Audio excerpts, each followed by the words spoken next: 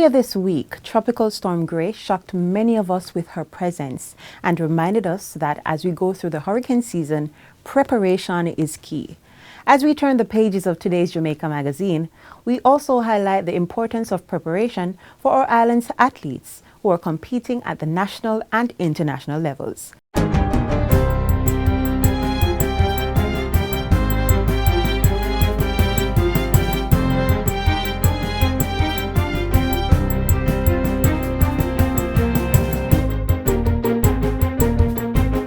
Good day, I'm Stephen McHugh, and this is your JIS News for Friday, August 20, 2021. Prime Minister Andrew Holness has announced new curfew hours and 7 no-movement days spread over the next 3 weeks in a bid to curb the latest surge in COVID-19 cases. The no-movement days are this Sunday, August 22, Monday, August 23, and Tuesday, August 24. Then the following week, Sunday, August 29, Monday, August 30, and Tuesday, August 31. The last no-movement day is Sunday, September 5. During a virtual press conference at Jamaica House last night, the Prime Minister said this and other restrictions have become necessary to cut the rate of infections and reduce hospitalizations and deaths.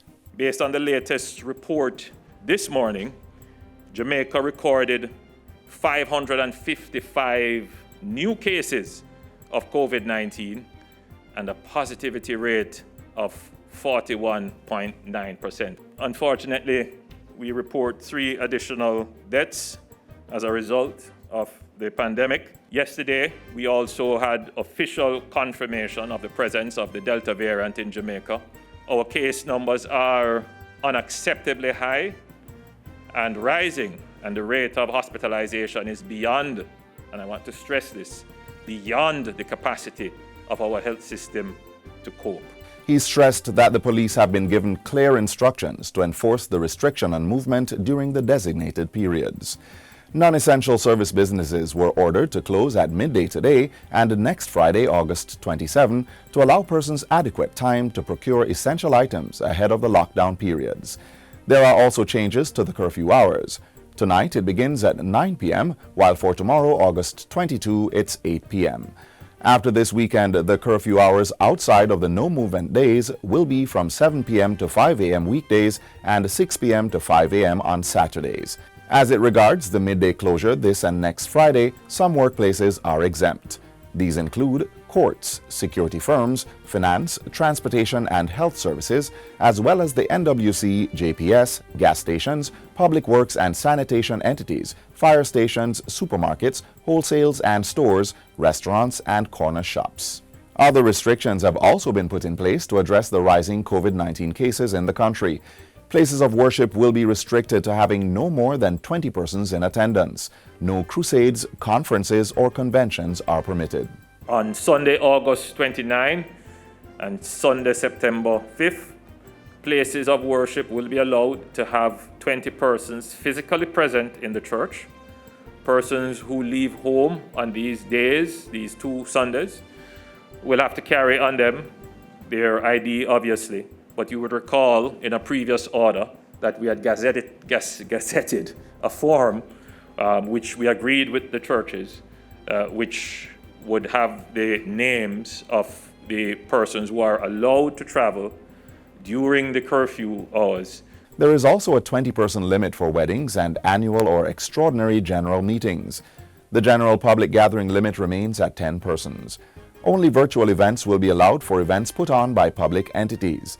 No funerals will be allowed during the period August 25 to September 7. Burials will, however, be allowed Mondays to Fridays, excluding the no-movement days, with a maximum of 15 persons in attendance. Burials must take place between the hours of 9 a.m. and 4 p.m., lasting no longer than 30 minutes. Prime Minister Andrew Holness has announced that the no-movement days and new curfew hours will not affect government's vaccination program. Certain sites will remain open during those periods, so persons with vaccination appointments will be allowed to fulfill these. Persons will be required to present evidence of the appointment. They can show their text message if they get one or the email. If they're going for their second shot, they can show that their vaccination card. Obviously, this is not a wholesale extension. Your direction of travel must be going to a site. All students who will be going to schools to get vaccinated on no movement days should have the messages that their schools would have sent them and their school IDs as proof that they're going to be vaccinated. On the heels of receiving another 204,000 doses of vaccines Thursday morning, the Prime Minister says persons can no longer use availability as an excuse not to get vaccinated. He's urging Jamaicans to heed the medical warnings and take the vaccine to give themselves a fighting chance against the coronavirus. Nobody's saying that you may not get ill if you are vaccinated, you may not contract the disease. That's not what the science is saying. What the science is clearly saying is that the risk of an adverse or fatal event is very low. The existing work-from-home directive for the public sector has been extended to September 7, 2021. During his Thursday night press briefing, Prime Minister Andrew Holness said only persons who work in critical service delivery or who cannot do their job functions at home should go into the physical office location. For the private sector, I'm issuing a strong appeal to employers to ensure only persons who cannot work from home to come to the workplace. In other news, residents in South Manchester communities will be getting much-awaited access to potable water. Minister of Local Government and Rural Development, Desmond McKenzie, says a water shop will be established to serve the areas. He gave the commitment during a recent tour of several communities in the parish. Everybody knows that South Manchester is one of the parishes that has a severe challenge when it comes down to water. And the visit that we did today, we look at a number of areas that are affected severely by lack of running water. We are expecting to put a water shop as soon as the arrangements have been completed. The water shop is to be housed in the St. Tullies community in the area. And finally, Prime Minister Andrew Holness has extended heartfelt condolences to the family of former Member of Parliament for South West St. Anne, Ernest Smith. Mr. Smith died on Wednesday at age 70. Prime Minister Holness remembered the former MP and attorney for his larger-than-life personality and devotion to his constituents and the practice of law. Mr. Holness also described Smith as a true man of the people whose wit was as classic as his common touch. Ernest Smith leaves behind his wife Lynette and 5 children, including Minister of State in the Finance Ministry, Marcia Smith. And that's it for JIS News Today. I'm Stephen McHugh. Thanks for watching.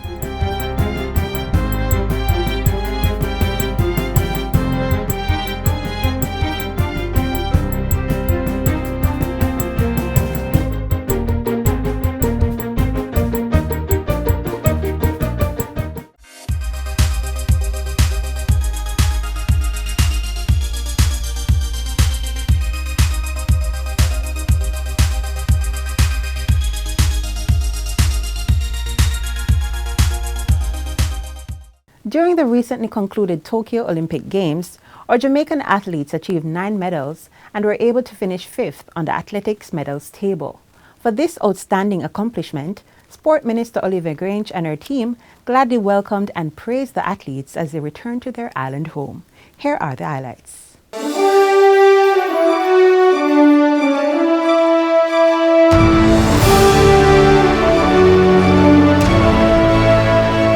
I'm Hansel Parchment, Olympic gold medalist, finally.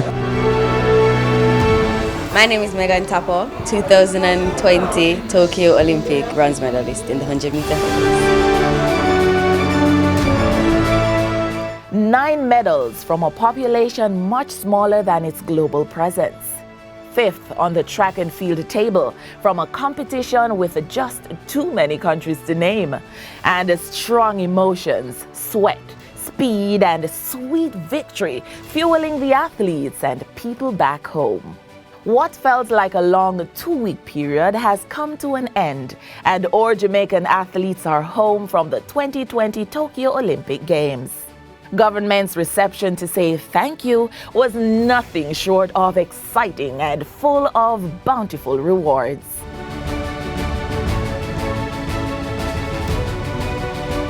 The team did well in spite of the challenges of the pandemic. You were able to come home with medals. And those who did not medal performed well. And it augurs well for the future. And so we just wanted you to know, win, lose or draw, we love you, you're ours, and we want you to feel very important and very special. They're all champions and we embrace them. I mean, whether it's gold, silver, bronze, or just to be in a finals, or just to have competed, they're all Olympians. And by virtue of being Olympians, that makes them champions. And I'm super proud of every single one of them. We all witnessed it. The pandemic carved a new pattern of training and a new thought process. But our Olympians were still able to show up for their nation. I just want to say it was fun. I really went out and enjoyed myself, and put in the work that I've been doing over the months preparing for the Olympics to good use, and came out on top. And I have a lot to give thanks for. It was hard, but it's motivating and inspiring, and I wouldn't have had it any other way. I really want this championship to motivate the younger athletes, the one that there's a lot of athletes that thought it was over because of the pandemic based on scholarships and not moving on and stuff like that. I mean, it can be mentally draining, and when it's mentally draining, it's very bad because then you're physically drained. So I want this championship to motivate them to know that it's not the end. And even for those who did not meet their target of achieving medals this time, the fighting spirit remains high and strong. The journey was a rough one, but knowing me, the determined person that I am and the work that I had put in, I had confidence in myself, knowing that I went out there and did whatever I need to do to make it to the finals, and that's what I did. I'm happy that you guys are here to make us feel special and welcome. I really appreciate that. So for me, let's say that it was a bittersweet moment for me. I false start, but then I'm void of making human errors. But I will not let that get me down, because being an Olympian is an ultimate test of my worth. So I'm really, really grateful. I just want to say that everything that goes wrong in life, there is a lesson. It was extremely difficult for me after the games were done, because I didn't meet my goals for this Olympics and for this year on a whole. So it was really tough for me to accept that. I think Rhonda summed it up well though. It was really bittersweet, but we can't allow these feelings to overwhelm us and get the better of us, and also we can't allow them to make us lose sight of the fact that we have accomplished a lot. I would like to say thank you to Mr. Grange and Minister Terry Long for the warm welcome that we received coming back to Jamaica after such a long flight. And in Japan, it was, as the two persons before me said, it was bittersweet, especially for me. Overall, the experience was great, and it was kind of rough getting there, but I'm very thankful, and I just glad that I made it there. I think the team performed very well, and I must congratulate each and every athlete. Just being there and being an Olympian is great and all, but at the end of the day, you really want to go out there and do your best. Even if you don't win a medal, you want to go out there and PR. But I think the support that we've gotten from the coaching staff and the fans and everybody in Jamaica was just phenomenal. The celebration of these worthy individuals and a team is only just the beginning. Government will be hosting a week-long celebration for all those who participated in the 2020 Tokyo Olympics. The team did fantastic. We got 9 medals and we finished 5th on the medals table for athletics. And this for us is a proud achievement. And we, as the association, will be meeting with the minister to ensure that we properly, show our appreciation to our athletes. It's about all of you who went there. You're all Olympians. And so we plan to celebrate all of you in October. You are our heroes. And Heroes Weekend, the week, Heritage Week, will be the time in which we are planning celebrations for you. The minister responsible for sports says the mission is not just about saying thanks, but also giving support in tangible ways. We have an athletes insurance program where all our athletes are covered. They're covered for life, accident, maternity for the female athletes, and any kind of injury. And we have added to that a program where they can get support from if they're going through any kind of mental stress. That program is also now available. We made sure our athletes got funding over an 8-week period during their training for the Olympics. I also want to indicate that we spend approximately 64 million annually for just under 2,000 athletes. We have spent $64 million annually for just under 2,000 athletes, junior and senior, in all sport disciplines. And for the Olympic period, we spent approximately 28 million for 160 athletes, and it includes Paralympians as well. And as a government, this is the most that has ever been spent, and we will increase the amount as we go along. And we are the only entity that spends this kind of money on our athletes. They are important to us, and we are committed to continue to do so. Now, as we bask in the outstanding performance of our athletes at the Tokyo 2020 Olympics, we have no doubt that the future of Jamaican athletics and sport across all disciplines is looking great.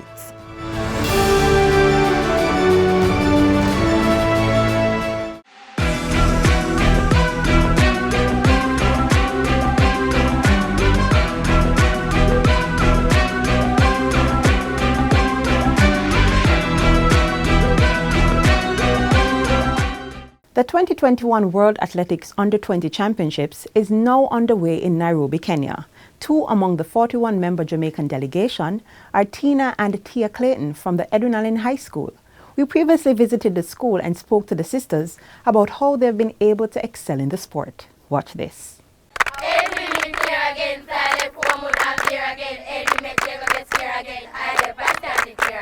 Hello there and welcome to another episode of School Zone. In today's program, we will be visiting the winners of the 2019 ISA Boys and Girls Championships. And as you can see, we started off with the female champions right here at my alma mater, the Edwin Allen High School. And later, I'll be hosted at the Kingston College High School, so stay right there.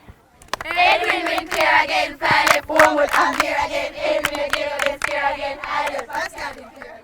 Approximately 20 years ago, Aaron and I got involved in CHAMPS.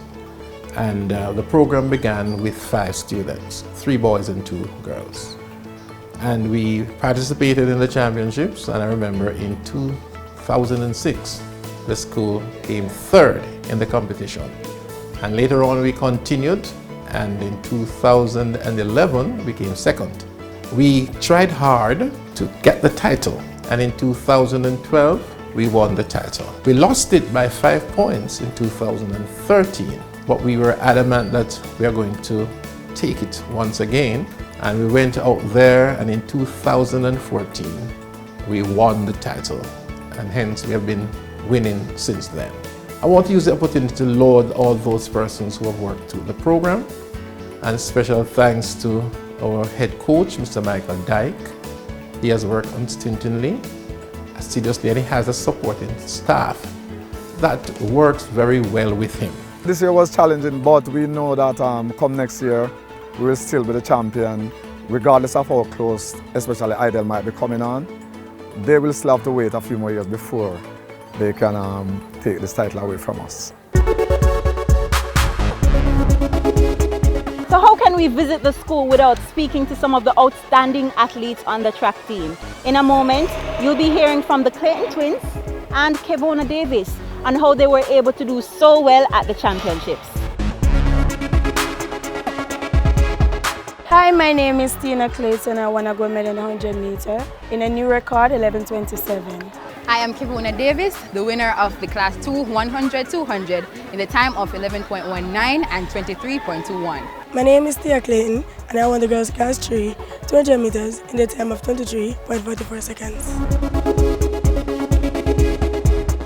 First of all, I believe in God. I have a lot of faith in God. I listen to my coach, well, coaches, and I eat right. I try to eat right. I sleep when it is time to sleep. The only thing I do is train hard, listen to my coach, and do what I have to do. We train Monday, Tuesday, Wednesday, Thursday, Friday, Saturday. We get Sunday off. And the training time is from 3 till about 6. While at Adrenaline here, on Monday, Wednesdays, and Friday we do speed work, and then Tuesdays and Thursdays we do batting exchange. Track and field is a great sport. It comes with ups and downs, a lot of ups and downs, because you can be on the top at this moment, and at the next moment you are right on your face. You just have to know how to deal with failure. Just know that when you fall, you get up, brush yourself off, and be ready again.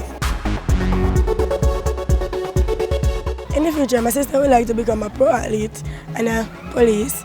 Well, me myself here would like to be a professional athlete and a nurse. To young track athletes, I will tell them that they should always listen to their coaches, do their best when they go there. And if they are looking at high school to attend with a good track team, it will be Adrenaline.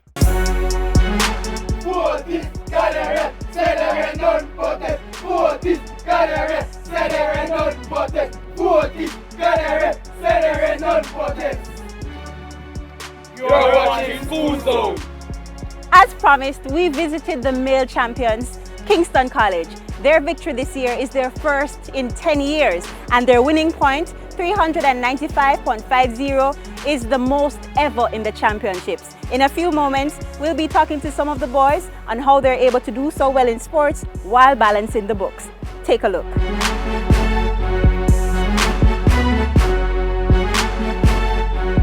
KC has had an outstanding history in champs from before I came to KC as a student, and that's long. I won't go into how long, but that's very long. And we pride ourselves in doing good at champs and most other sports because we work hard for it. Essentially, we work hard, we train properly, prepare properly, so we do the best we can every time. So we're now joined by some of the members of the KC track team. Just like the Clayton twins at Adrenaline, we have Gianni and Giovanni, and we have Conroy, and his twin Kenroy is missing. We also have Tyrol and Blaine. And all of these students here are exceptionally bright. They all have scholarships. Some of them are going abroad to study. So we just want to know, how are they able to balance the books and do so well in sports? Guys, tell us, what is the formula? Well, it takes great discipline and focus, and I also stay off social media in order to get enough rest at night. Well, my brother and I normally set a study timetable for us to study on in the night when we come from training. But what time do you come from training? Isn't it late? Well, yes, about 7 o'clock, but we know that we still have to do our schoolwork in order to balance up everything. Okay. And what about the ones who are going abroad soon to study? What has been your strategy over the years? You've been in tracks from grade 7, grade 8? It's challenging, of course, but as the little twin said, we have to set a study timetable for me and my brother. We do the same. For us, we reach home at least 9 in the nights, and we have to take up the book for at least an hour and a half or sometimes 2 hours just to keep everything on a balance. And your brother and yourself have 10 subjects in CSEC, right? Yes, 10 CSECs, 4 Capes, and we are going ahead on 4 more right now. And what about Tyrol? Well, for me, from the lower grades, I've been practicing how to manage my time, and when I get home in the nights, it's very tiring, so I'll normally get up after 3 in the morning when everyone's sleeping, and I work and my schoolwork, anything I don't understand, I try to look up and execute when it comes to the exams and don't get very nervous. So what about the support group that you have? Anybody who pushes you to do well? You know, it's not a one-man thing. You probably need help. Well, yes, we have a staff here that really look out for us in terms of our schoolwork. So they motivate us and ensure that we get every material and equipment for us to do well in school. And then the KC family is just very supportive. How does it feel, you know, having the crowd at Champs? You know, you guys have most of the supporters, I think, you know, people come out in the purple and white and they come and cheer for you guys. How does that make you feel on the day? It's really motivating, miss. The crowd out there help to push us a lot, miss. It gives us a little more confidence while going out there to run. Alright, so you guys think you're going to take the championships another year? Well, of course, most definitely, because leaving as a senior athlete, I've instilled most discipline in my squad as these young twins here on the middle distance. I have Terrell here, who is a jumper and has instilled in playing over there. And with the discipline of the side going on, most definitely we take the championship in years to come. Thank you so much, guys. Those were some very important tips, and I hope Jamaica was watching, because these are the champions and you should be learning from the champions.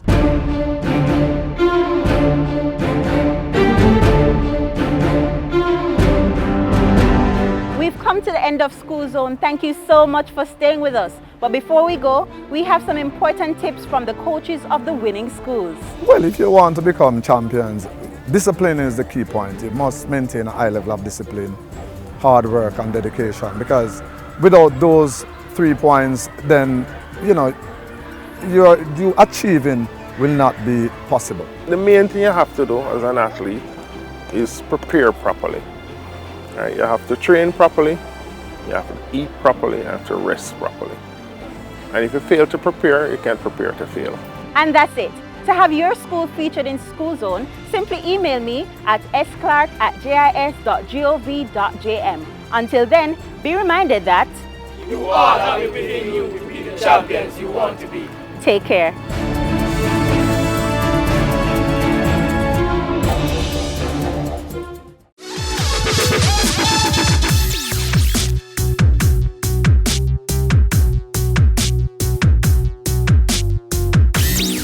So we all know that the Atlantic hurricane season started on June 1 and will run through to November 30, right? Even if there won't be another tropical storm like Grace, the period is usually a rainy one. So here are some tips on how you can help to make Jamaica a safer place for all of us to live, work, raise our families, and do business. Here goes. After a heavy rainfall, do not touch loose or dangling electrical wires, as electrocution might occur. 2. Never attempt to drive through a flooded area. 3. Don't drive around road barriers, as the road or bridge may be washed out. 4. Be careful of fallen trees. Collect fallen branches and other debris and pile them where they can easily be collected. 5. Do not go outside barefooted and avoid wearing soft or open shoes or sandals. And 6. Clean and disinfect everything that got wet. Floodwaters oftentimes transport sewage, germs, and other chemicals from roads, farms, factories, and storage buildings.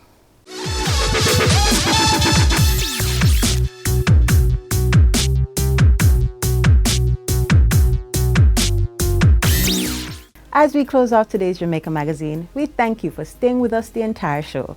If you can't get enough of our program, just visit our website, jis.gov.jm, or the GIS YouTube channel to watch our daily video uploads. You may also follow us on all the social media sites for more pertinent public information. Also, don't forget to tune in tomorrow for another informative edition of Jamaica Magazine. I'm Sandra Johnson, reminding you to stay safe. This has been a production of the Jamaica Information Service, the voice of Jamaica.